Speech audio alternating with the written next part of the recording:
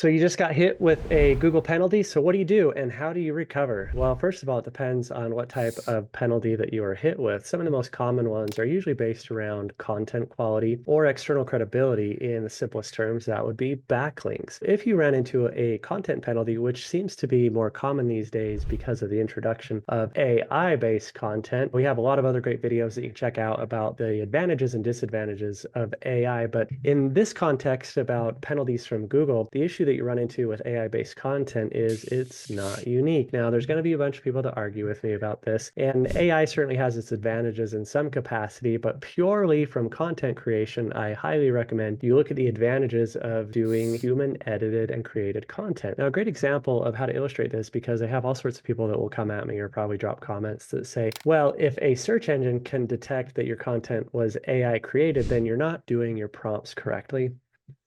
Maybe, but the problem you run into, if even that, is all AI is a giant database on pre-existing content. So here's the opportunity that you can look at. So let's not necessarily like rag on AI, but let's look at the overlooked opportunity on the other side. And what that is AI, because it's a learning model and it's based on existing content, it doesn't know your unique stories. And that's your value proposition to differentiate yourself from your competitors. So let me give you an example. We have a client that sells home baked goods. So we'll talk about like cookies and bakery items and things like that. So when you're talking about those kind of things, AI doesn't know the story that you do when you were a kid and you went to your grandma's house and you walked in on the holidays and you could smell the homemade cookies. That's a great opportunity for us on the SEO side to write about that. The reason why that works so well is because people resonate with human-related content. And I always talk about in a lot of our other videos where we talked about content and social media and how you be relatable, what it is people might follow you for the product or service or business advice that you offer, but they're going to convert when they trust or relate to you.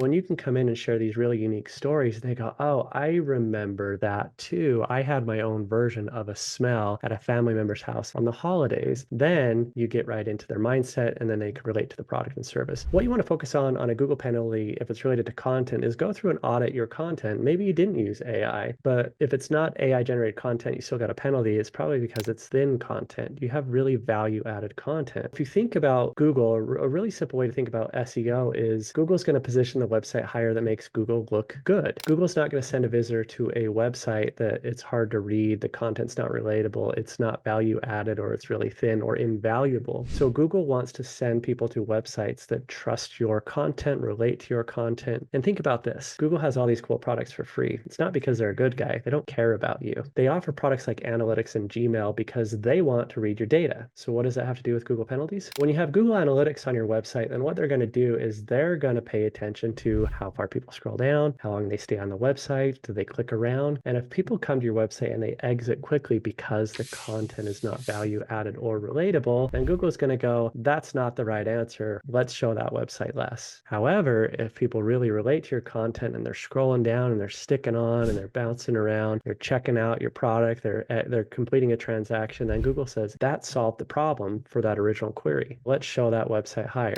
Like what you're watching so far, do me a favor and like and subscribe. I don't know which content brings you value unless you tell me. So liking and subscribing will help me know to make more of these videos, solve more of your problems, answer more questions, and help take you to the next level. Do that now. Like, subscribe, back to the video. All right, so there you go on content. Make sure it's unique and value added. Let's look at the other major Google algorithm that usually rolls out is something related to external credibility. Now, Google came out with an algorithm update way back in 2011 called Google Penguin. And what Google Penguin focused on was backlinks. A backlink is when another website hyperlinks to yours. Now, each of those backlinks counts as a vote in the search engine popularity contest to say, hey, that's a good website, show it higher. Back in 2011 and prior, you used to be able to manipulate search results based on quantity backlinks over quality.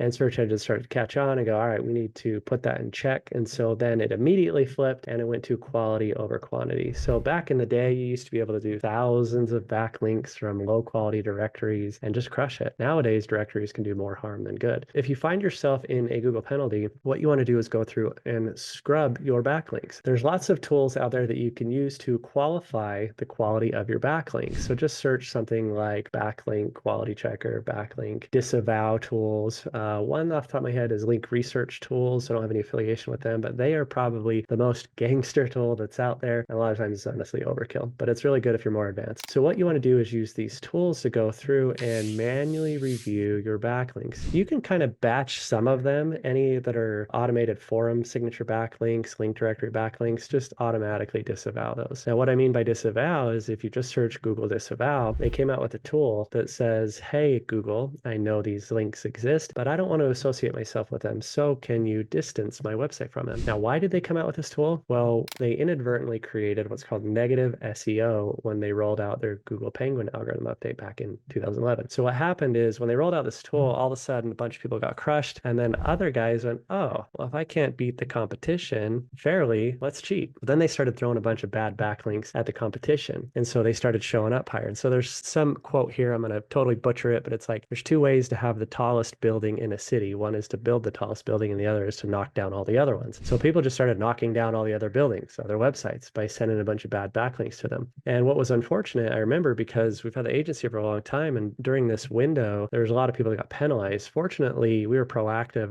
and I got thinking, I said, if I can identify the low quality pattern in these backlinks, Google's algorithm is infinitely smarter than I am. So let's start scrubbing these and undoing these. Well, a lot of people weren't forward thinking in that, and so they were just playing the game while it worked. And a ton of websites got crushed, and a bunch of SEOs went out of business because they didn't know how to solve the problem. What Google came out with is they went, oh crap, we kind of inadvertently created this other issue now. And in the meantime, there was no way to resolve it. So, I mean, there was a good 9 to 12 months where if you got penalized, there was nothing to do. Then Google came out with this tool that said, okay, like if you are being negatively SEO attacked, or if you just want to clean up your own portfolio, here's a tool now. And so what you do is you go create a list of all the links that you no longer want to be associated with. You upload it into Google Search Console and you say, please distance myself from these, and you acknowledge them. And then Google will factor that in. And then it'll kind of devalue any negative impact from any old school, low quality links. Now, some people will say, don't even bother with those. Google kind of takes care of itself and no longer looks at negative links and only rewards positive ones. I don't know about that. I get the argument, but my mindset is so long as Google has a tool available, you should use it. And so if you can send those signals to Google and say, hey, these links are old, they're no longer value added, then I don't think it will do any harm in acknowledging those links. There you have it. 2 ways, 2 of the most common Google penalties, and that's how you recover from them.